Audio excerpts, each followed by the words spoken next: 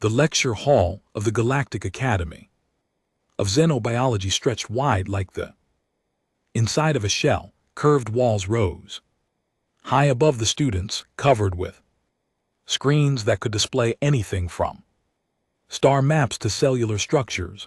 Light came from everywhere and nowhere, soft and blue like dawn on a water world.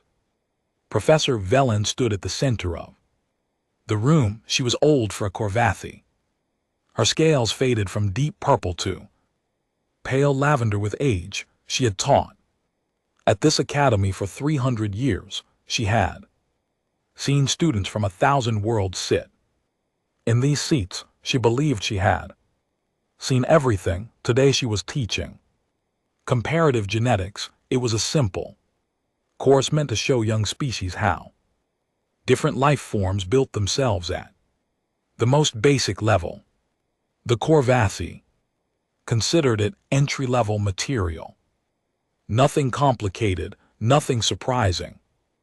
Each species carries its history in its genetic code. Velen said. Her voice was calm and practiced. Your DNA tells the story of your evolution. It shows where you came from. It shows what shaped you. It shows what you survived. She touched a control panel and the first image appeared on the main screen. A double helix of nether DNA rotated slowly, its structure clean and elegant. The nether genome. Velen continued. Notice the precision. The Nethri were uplifted by the progenitors approximately 40,000 years ago. Their genetic code was cleaned and optimized during that process. Less than 1% of their DNA consists of what we call junk sequences or viral remnants. The Nefri students in the audience sat a little straighter. With pride, their silver skin caught the light as they exchanged satisfied glances. Velen moved to the next example. The screen showed Korvathi DNA. Dense and complex. My own species, she said. We evolved naturally on Korvath Prime, but we reached space-faring capability early enough to edit out most genetic damage. Our viral load sits at approximately 1.3%. This is considered acceptable for a naturally evolved species. More images followed. The Drexi showed to 1%. The Ulari showed 1.8. Each species had its number displayed prominently, and those numbers became a kind of score. Lower was better. Lower meant cleaner. Lower meant more advanced. Then Velen reached the final entry on her list. And now, she said, we examine the newest species to join the galactic community. Humans from the planet Earth. She pressed the control and human DNA appeared on the screen. At first glance, it looked similar to the others. The double helix turned slowly. The base pairs lined up in their familiar patterns, but then the analysis numbers appeared beside it and the entire room went silent.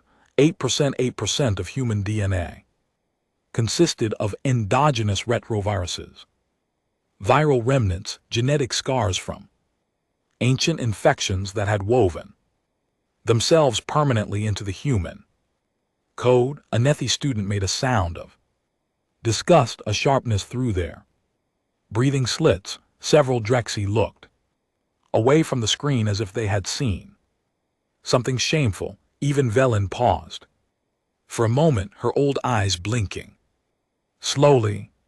As you can see, she said carefully, humans carry an unusually high viral load. This is not uncommon for species from high-gravity death worlds with active biospheres. It simply indicates that humans evolved under challenging conditions. She was being polite. Everyone in the room knew what she really meant. Humans were dirty. Humans were primitive. Humans had barely crawled out of their own biological sewage to reach the stars. In the back Row 3 human students sat together. They were exchange students, the first humans ever admitted to this academy. Dr. Yuki Tanaka was a geneticist from Japan. Marcus Cole was a xenobiologist. From Nigeria, Priya Sharma was an epidemiologist from India.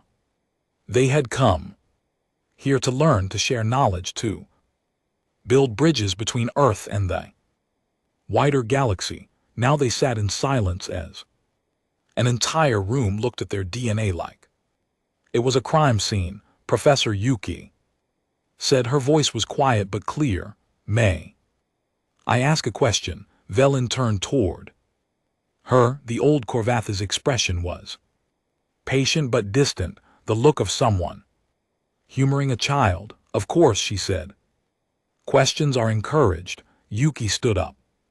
Slowly, she was small compared to most of the alien students, barely reaching the shoulder of the nearest Neth, but she held herself straight and her eyes never left the professor's face. You said our viral load indicates challenging conditions, Yuki said. You're right, but I was wondering if you knew what those viruses actually were. If you knew their names. Velen's head tilted slightly. Their names? Yes, each of those viral sequences has an origin. Each one represents a specific pathogen that infected our ancestors millions of years ago. Each one killed enough of us that it became permanently embedded in our genetic code. Yuki paused. I was wondering if your analysis included that information. The names, the dates, the death tolls.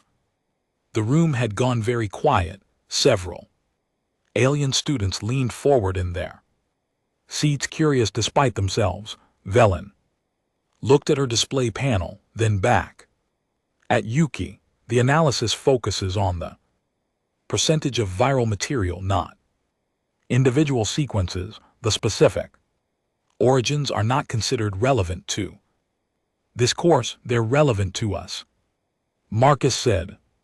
He stood up beside Yuki, his tall frame unfolding from the small seat. Every one of those sequences tells a story. We know them all. We remember them all. Perhaps, Velen said slowly, you could share some of this information with the class. It might provide useful context. She said it like a challenge, like she expected the humans to fumble and fail. She had taught for 300 years. She had seen young species try to defend their primitive origins before. They always fell silent eventually. They always admitted their inferiority. Yuki smiled. It was not a happy smile. It was the smile of someone about to open a door that could never be closed again. Retrovirus K1002, she said, integrated into the primate genome approximately 25 million years ago. Based on genetic analysis and population modeling, we estimate it killed approximately 60% of all primates alive at the time. Our ancestors survived. The virus became part of us. She took a breath and continued. Retrovirus HERV integrated approximately 40 million years ago. Death toll unknown, but the genetic bottleneck suggests near extinction. Our ancestors survived. The virus became part of us. Marcus picked up the recitation. Retrovirus HERV W. This one is special. It integrated approximately 25 million years ago, but we didn't just survive it. We captured it. We turned it into a tool. Today, the proteins from HRVW are essential for placental development in human pregnancy. Without this virus, humans could not reproduce. The nether student who had hissed earlier now sat frozen in his seat. His silver skin had gone pale. Priya stood up to join her colleagues. Retrovirus HERV K multiple integration events over. Millions of years, each one represents a separate plague, each plague killed. Millions each time our ancestors survived and absorbed the virus into their DNA. She looked around the room at all the alien faces watching her. You see 8% and you think contamination, she said. You think primitive, you think dirty, but we look at that 8% and we see something else. We see a war memorial. We see the names of our dead written in our own cells. We carry our ancestors inside us, Professor, the ones who survived plague after plague after plague, the ones who refused to die. The room was completely silent. Even Velen stood motionless, her old scales catching the blue light. Finally, a young Olari student raised one trembling appendage. How many? He asked. How many plagues are written in your DNA? Yuki turned to look at him. Her eyes were calm but very old, older than her young face should allow. We have identified over 98,000 endogenous viral elements in the human genome, she said. Not all of them represent separate plagues. Some are fragments, some are duplicates, but our best estimate suggests that humans survived at least several thousand extinction-level viral events over the course of our evolution. She paused to let that number sink in. Several thousand, she repeated, each one capable of wiping out our entire species. Each one failed. We survived them all.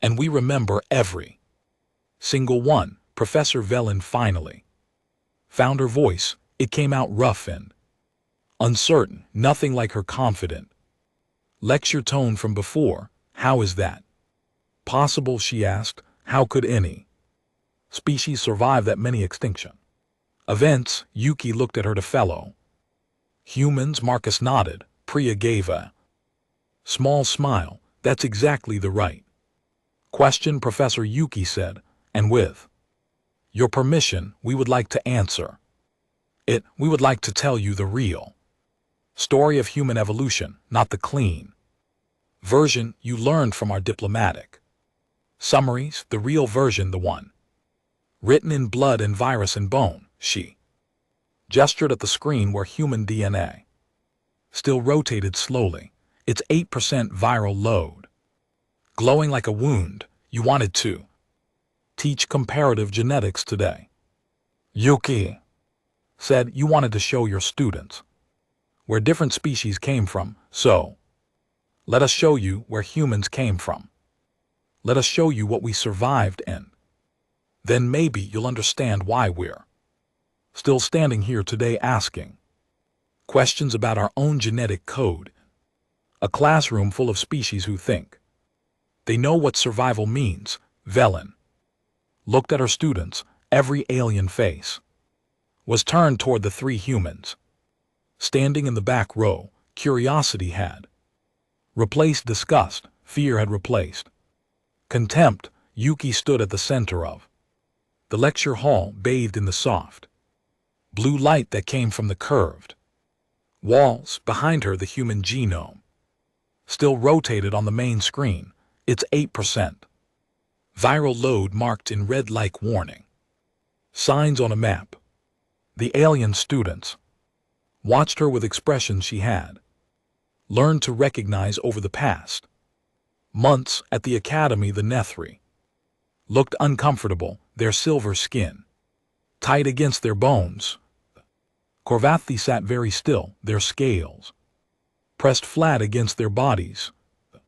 Ulari had pulled their appendages close, making themselves small. They were afraid, not of her specifically, but of what she represented, of what she was about to tell them. Good, Yuki thought. They should be afraid. Fear meant they were finally paying attention. Let me start with something simple, she said. A number 70,000. She touched the control panel and the main screen changed. The DNA helix shrank to One corner replaced by a timeline that stretched back millions of years. 70,000 years ago, Yuki continued, the human population on Earth dropped to approximately 10,000 individuals, maybe fewer. Some estimates say as low as 1,000 breeding pairs. Our entire species, the ancestors of every human alive today, could have fit in this lecture hall. A murmur ran through the audience. The Ulari student who had spoken earlier raised his appendage. Again, what caused this, he asked. War. Famine, a supervolcano, Yuki said. Mount Toba in what is now Indonesia. It erupted with a force you cannot imagine. It blocked out the sun for years. It created a volcanic winter that lasted a decade. Crops failed, animals died, and humans, who were already struggling to survive on a hostile planet, nearly went extinct. She paused to let them absorb this. But we didn't go extinct, she said. A few thousand of us survived. We huddled in caves. We ate whatever we could find. We kept each other warm through the endless winter. And when the sun finally came back, we walked out of those caves and started again. Marcus stepped forward to stand beside her. That's just one bottleneck, he said. One near-extinction event. Our genetic record shows at least a dozen major population crashes over the last few million years. Each time humanity was pushed to the edge of oblivion. Each time we refused to fall. But they viruses, a Nethi student said. Her voice was sharp with confusion. What about the viruses? How do they connect to population crashes? Priya joined her colleagues at the center of the room. The viruses were often the cause, she said, or they made everything worse. When your population drops to a few thousand individuals, you lose genetic diversity. You become vulnerable to disease, and on Earth disease was always waiting. She touched the control panel and new data appeared on the screen, charts and graphs showing infection rates, mortality estimates, genetic bottlenecks. Consider what it means for a virus to become part of your DNA. Priya said. It doesn't happen easily. The virus has to infect your reproductive cells. It has to integrate itself into your genetic code without killing you. It has to pass to your children and their children and their children after that. For a virus to become permanent, it has to infect so many people so many times that it becomes unavoidable. She pointed at the red markers on the human genome. Each of these sequences represents a pandemic that lasted thousands of years, maybe millions. Each one killed so many of our ancestors that the survivors literally could not escape the viral DNA. It became part of the human inheritance, a genetic scar that would never heal. Lecture hall had gone very quiet. Even Professor Vivellen stood motionless at the edge of the room, her old eyes fixed on the three humans. Yuki took over again. Let me give you some specific examples. Things your databases might not include. She pulled up a new display showing a complex viral structure. This is HVK, one of the most recent additions to our genome. It integrated approximately 200,000 years ago, right around the time modern humans first appeared. We don't know exactly what the original virus did, but based on related viruses, we think it attacked the immune system. It would have caused fevers, organ failure, death within days. She traced the viral structure with her finger. But here's the interesting part. HVK didn't just kill us, it changed us. The humans who survived carried altered genes that made Their immune system stronger, more aggressive, better at recognizing and destroying foreign invaders. In a very real sense, HRVK helped create the modern human immune response. Marcus pulled up another display, and it didn't stop there. Humans don't just survive viruses, we learn from them, we adapt. And sometimes we steal their weapons. He highlighted a specific gene sequence. This is syncytin. He said it's a protein that's essential for human pregnancy. Without it, the placenta cannot form properly. Without it, no human baby could ever be born. And do you know where sync came from? He looked around the room at the alien faces. A virus, he said, millions of years ago.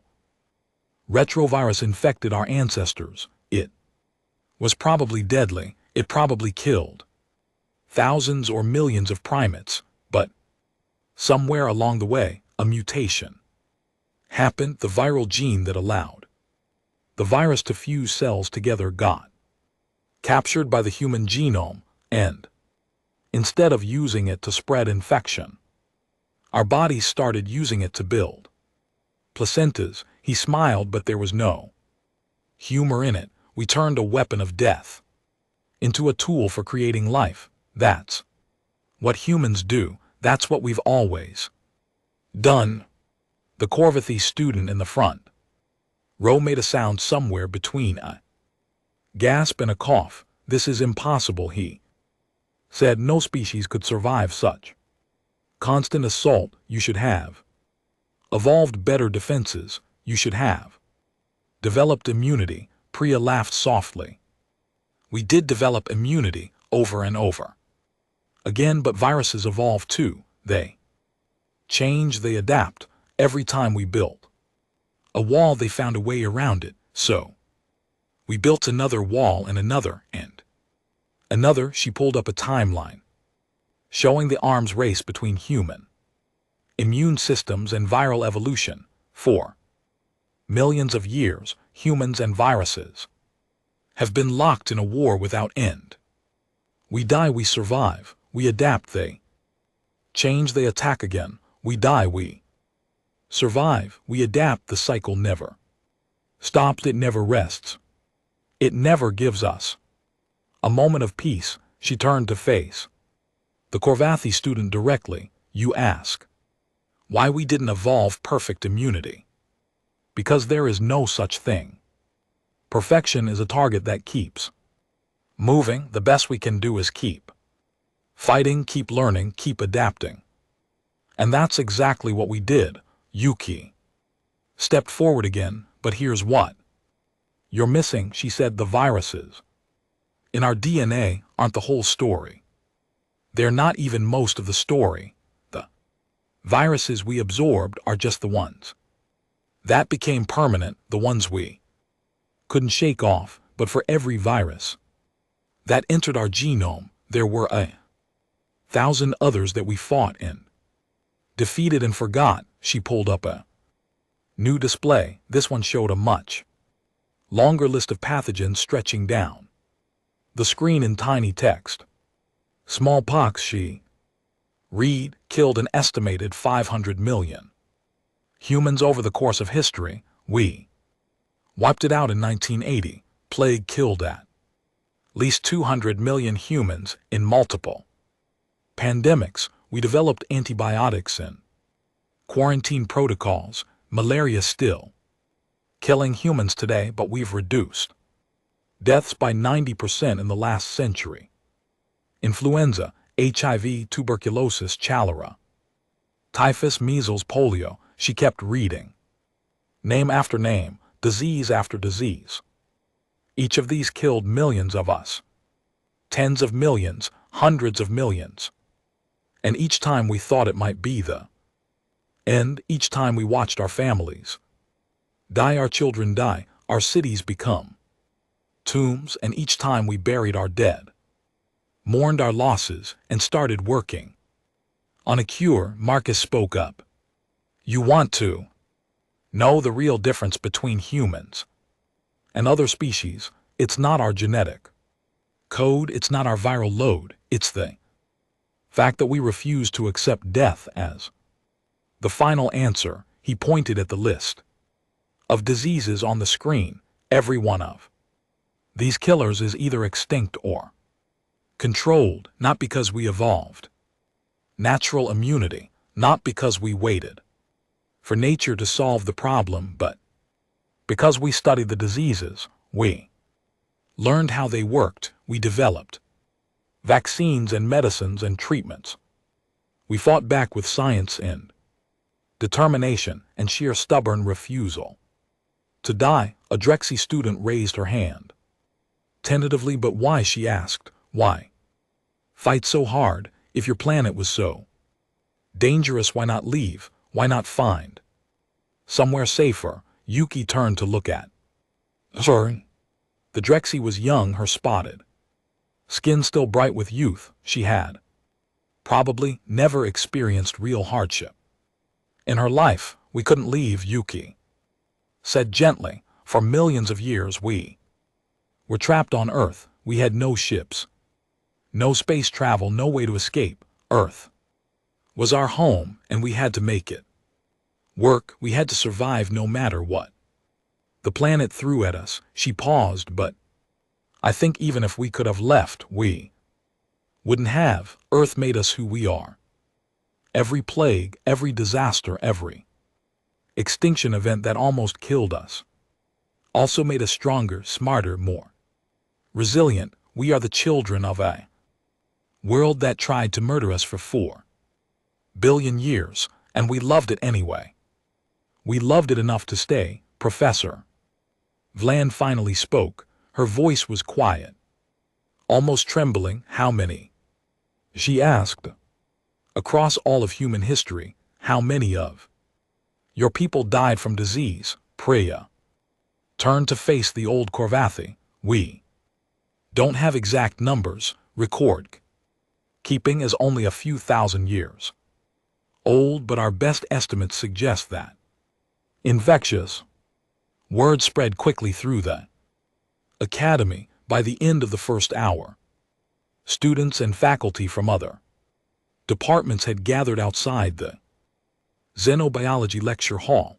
By the end of the second hour, the academy director herself had arrived, along with representatives from the Galactic Council who happened to be on campus for an unrelated meeting. The lecture hall that had started with 30 students now held nearly 200 observers. They stood along the walls, sat in the aisles, crowded around the doorways. Some watched through holographic projectors connected from other rooms. At the center of it all, 3 humans continued their presentation. Professor Velen had given up any pretense of controlling the class. She sat in the front row with the other Korvathi faculty, her old scales flat against her body, her eyes never leaving the main screen. Yuki was explaining human immune response while Marcus and Priya pulled up supporting data. The human immune system operates on multiple levels, Yuki said. The first line of defense is physical. Our skin is a barrier. Our mucous membranes trap pathogens. Our stomach acid destroys most organisms that enter through food or water. She pulled up a diagram showing the layers of human defense, but those are just the outer walls. Inside we have armies, white blood cells that hunt and destroy invaders, antibodies that mark targets for destruction, fever responses that raise our body temperature to levels that kill pathogens, inflammation that floods infected areas with defensive cells. A Korvathi military officer near the back of the room leaned forward. He wore the insignia of a fleet commander, and his scales were dark with age and authority. These defensive mechanisms, he said, how do they compare to other species? Marcus turned to address him directly. Most species have similar Basic defenses, but humans have something extra. Our immune system doesn't just respond to threats, it learns from them, it remembers. He pulled up a new diagram showing human immune memory. When a human survives an infection, our immune system creates memory cells. These cells can live for decades, sometimes for our entire lives. They remember the specific pathogen that attacked us. They remember how to defeat it. If that pathogen ever returns, our immune system can destroy it within hours, sometimes before we even show symptoms. The fleet commander's eyes narrowed. Natural vaccination, he said. Exactly, Marcus replied. Every disease human survives makes them stronger. Every infection teaches our body new ways to fight. Over millions of years, this learning system has become incredibly sophisticated. Human immune memory can recognize and respond to pathogens we've never encountered before, just because they share characteristics with something our ancestors fought. The academy director stepped forward. She was a Nephi, tall and silver, with the bearing of someone who had spent her life in positions of authority. You mentioned earlier that human DNA contains viral sequences that you've turned into tools, she said. Can you elaborate on that? Priya took over. Of course, the most famous example is Syncytian, which I mentioned earlier, but there are others. She pulled up a list of co-opted viral genes. HFY contributes to placental development and also plays a role in our immune response. Several HFY sequences help regulate gene expression during embryonic development. We've even found evidence that some viral sequences contribute to our neurological function. A murmur ran through the crowd. The Nethri director raised her hand for silence. You're saying that viral infections made humans smarter? She asked. We're saying that humans didn't just survive viral infections, Priya replied. We absorbed them, we integrated them, we turned enemy code into useful tools. Our genome is like a museum of ancient wars, and we've repurposed the weapons of our enemies to serve our own needs. A young Alari scientist pushed through the crowd. This is extraordinary, he said. I've studied xenobiology for 30 years, and I've never heard of anything like this. Most species either fight off infections or die from them. The idea of incorporating hostile genetic material and turning it beneficial, it goes against everything we understand about evolution. Yuki smiled. That's because most species weren't forged in the same fire we were. Earth is what we call a Category 5 death world. High gravity, extreme temperature variations, active geology, aggressive biosphere. Everything on Earth is trying to kill everything else all the time.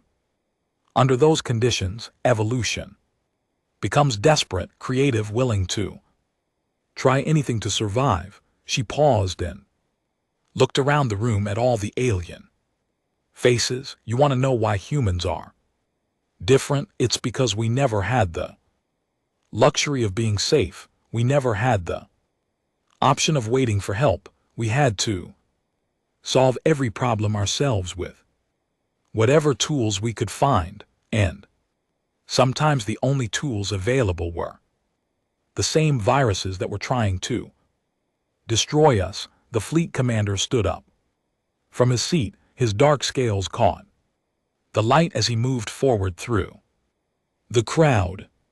I have a question, he said. Military question. The room went quiet. Everyone knew what the Corvathi military represented. They were the enforcers of galactic law, the ones who fought wars and maintained order across 1,000 Worlds when a Corvithi fleet commander asked a question, people listened. You've described a species hardened by millions of years of biological warfare. The commander said, a species whose immune systems are trained to recognize and destroy any pathogen they encounter. A species that carries the genetic memory of thousands of plagues. He fixed his eyes on Yuki. What happens when humans encounter new diseases from other worlds, diseases that evolved separately from Earth's biosphere? Yuki met his gaze without flinching. We adapt, she said simply. It takes time. We might get sick, some of us might die. But our immune systems are designed to learn from new threats. Within a generation or two, human populations develop resistance to almost any pathogen. The commander took another step forward. And what about the reverse? What happens when humans carry Earth diseases to other worlds? The room went very still. Every alien face turned toward the three humans with new expressions of dawning understanding, expressions of fear. Marcus stepped forward to answer. We carry a lot of microorganisms, he admitted. Our bodies are home to trillions of bacteria, viruses, and other microscopic life forms. Most of them are harmless to us, some are even beneficial, but we understand your concern. He pulled up a display showing human biosecurity protocols. When humans first achieved space travel, one of our first priorities was developing quarantine procedures. We knew our biology could be dangerous to other ecosystems. We created isolation protocols, decontamination chambers, and strict medical screening for anyone traveling off-world. The fleet commander studied the display with sharp eyes. These protocols, he said, how effective are they? Very effective, Marcus replied. In the 200 years since humans joined the galactic community, there have been 0 major disease outbreaks traced to human contact. We take biosecurity seriously because we understand the cost of plague. We've lived through it countless times. We would never deliberately expose another species to that horror. A Drexy medical researcher near the front of the room spoke up. But accidentally, what if your protocols fail? What if a human pathogen escapes quarantine? Priya answered this question. It's theoretically possible, she said, but unlikely. Human pathogens evolved to infect humans. They're specialized for our biology, our body temperature, our cellular chemistry. Most of them simply can't survive in alien hosts. The few that might be able to cross species barriers are the ones we monitor most carefully. She pulled up data showing human disease tracking systems. We maintain databases of every known pathogen on Earth, she explained. We track mutations, we monitor outbreaks, and we update our containment protocols constantly. When a new disease appears, we sequence its genome within days. We develop treatments and vaccines as fast as any species in the galaxy. Faster in most cases. The fleet commander stroked his chin scales thoughtfully. You've turned your weakness into strength, he said. Constant exposure to disease has made you experts in fighting disease. Yes, Yuki said. We learned from every plague that tried to destroy us. We built institutions dedicated to understanding disease and developing cures. We created international organizations to coordinate global health responses. We share medical knowledge freely because we know that a disease anywhere is a Threat everywhere. She looked around the room at all the watching faces. Humans have spent our entire existence fighting for survival against microscopic enemies. We've gotten very good at it. And now that we've joined the galactic community, we're willing to share everything we've learned. The Academy director raised her voice to address the crowd. I think we're all beginning to understand the significance of what we've heard today, she said. The human genome, which we initially viewed as contaminated or primitive, is actually a record of extraordinary survival, testament to a species that refused to surrender. She turned to face the three human students. But I have one more question, she said, and I think everyone in this room wants to know the answer.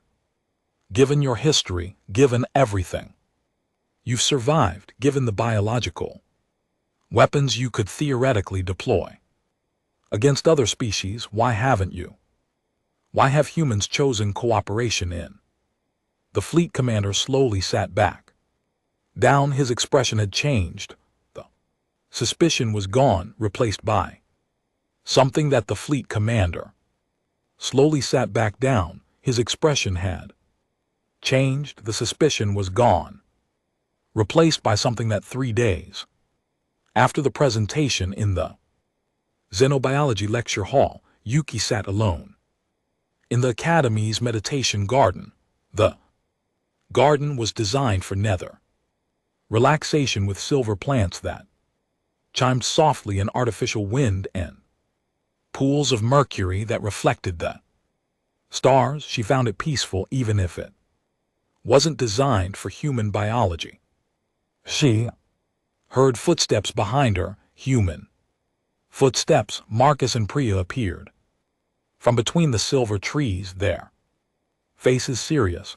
The message came, Marcus said. Yuki nodded slowly. She had been expecting this. Where? Keith 7, Priya replied. A mining colony on the outer rim, population of 12 million Drexy. They're reporting rapid spread of an unknown pathogen, fever, respiratory failure, death within 48 hours. Current mortality rate is 30% and climbing. Yuki closed her eyes for a moment. 30% mortality. She thought of Earth's history, of the Black Death that had killed 1 in 3 Europeans, of the plagues that had emptied cities and ended civilizations. When do we leave? She asked. Marcus checked his data. Transport ship is being prepared.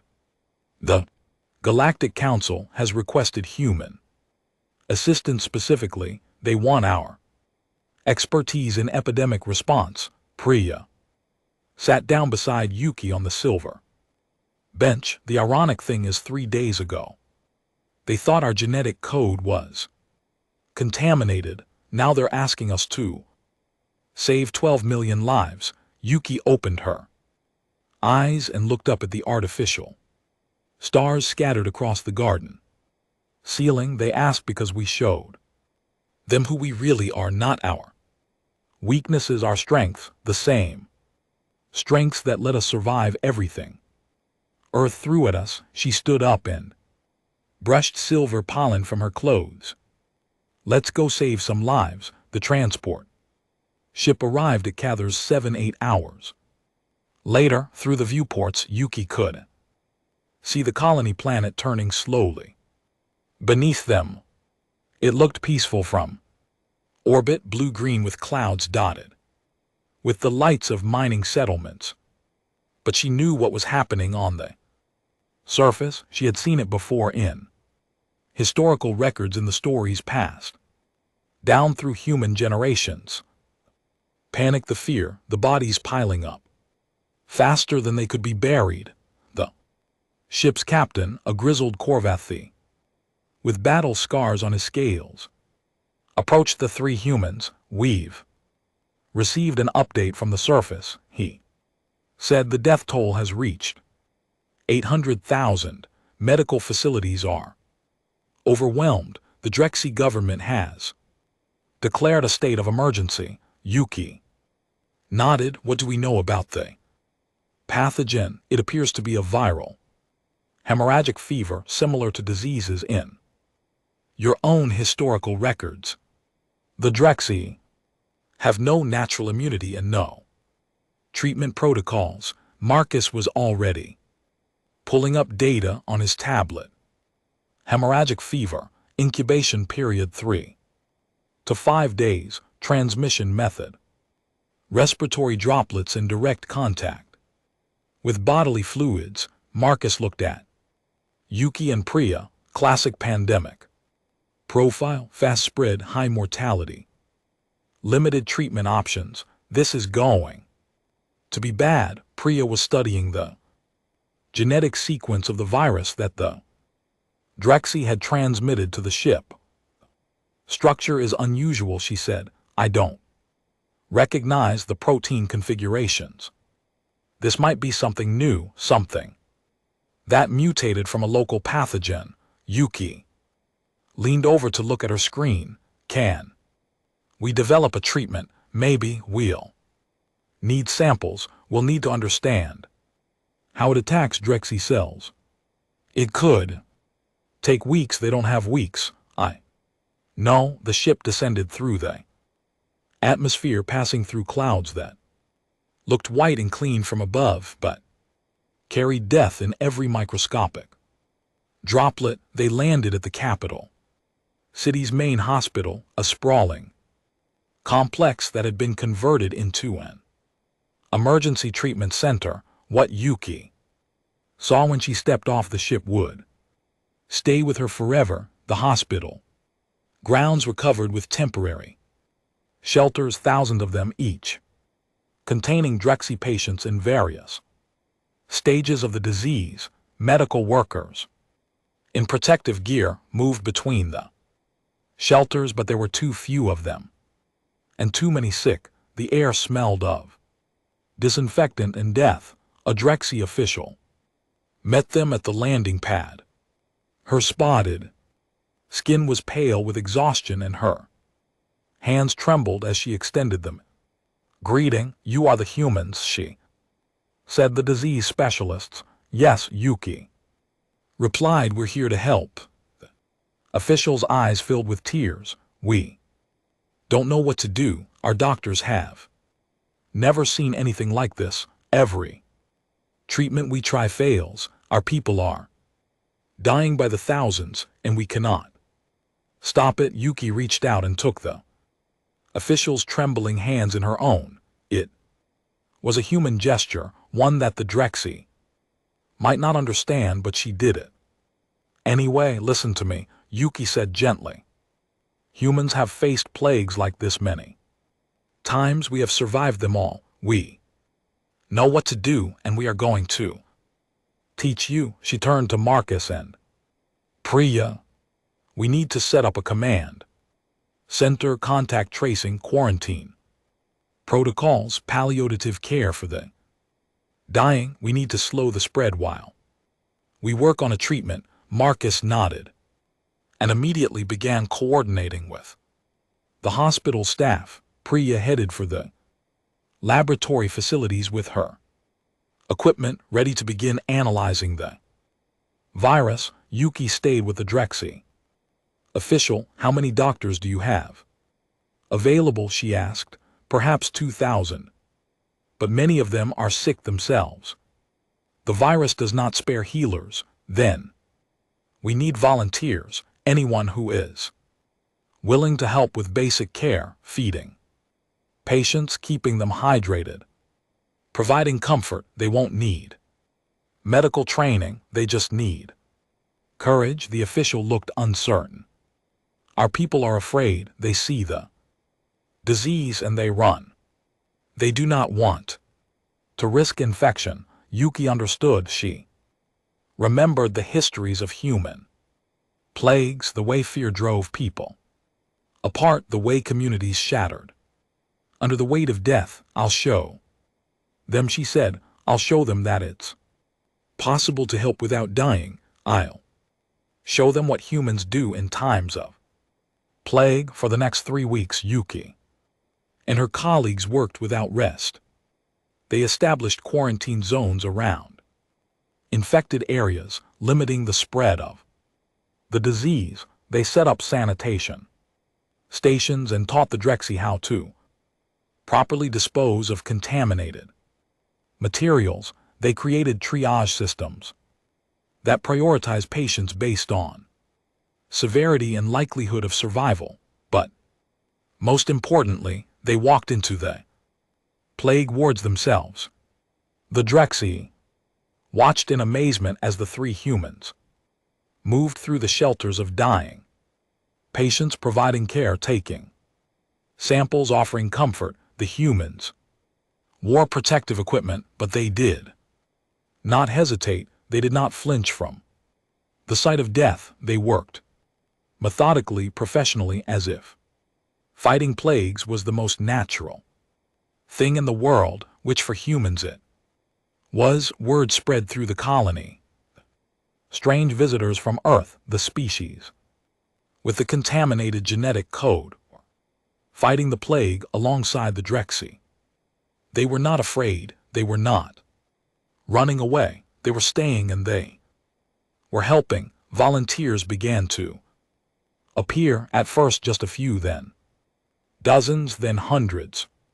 Drexy who had been paralyzed by fear found their courage when they saw the humans working. If these strange creatures from a death world could face the plague, then so could they. After 2 weeks, Priya made a breakthrough. She identified a protein in the virus that was vulnerable to a specific enzyme compound. It wasn't a cure, but it was a treatment. Patients who received the compound in the early stages of infection had a much higher survival rate. The death toll began to slow. After 3 weeks, the epidemic was under control. New infections were rare. The treatment was being manufactured in emergency facilities across the colony. The final count was just over 1 million dead, a terrible number, but far fewer than the 12 million that had seemed inevitable. On the day the humans prepared to leave, a ceremony was held in their honor. The entire surviving population of the capital city gathered in the main square, their spotted faces turned upward toward the platform where Yuki, Marcus, and Priya stood. The Drexy official who had greeted them on their first day stepped forward to speak. When the plague came, she said, we thought we were going to die, all of us. We had no weapons against this enemy, no defenses, no hope. She turned to look at the 3 humans. Then you came. Species we had never heard of, species whose genetic code we once dismissed as primitive and contaminated, and you saved us. She bowed deeply. The Drexy gesture of profound respect. We asked you why. Why did you risk your lives for strangers? Why did you fight our plague as if it were your own? And your answer will stay with me forever. She straightened and addressed the crowd. They said they do it because they remember, because their ancestors died from plagues just like ours, and they carry those memories in their very cells. They said they would never let another species face that horror alone. If they could prevent it. She turned back to the humans. You call yourselves plague survivors, but we will call you something else. We will call you plague fighters, and we will never forget what you did for us. The crowd erupted in cheer. Thousands of voices raised in gratitude. Thousands of spotted faces wet with tears. Yuki stepped forward to respond. We carry our dead in our DNA, she said. 8% of our genetic code comes from viruses we survived. Every one of those sequences represent ancestors who suffered and died so that we could live. She looked out at the crowd of survivors. Today we honor those Ancestors.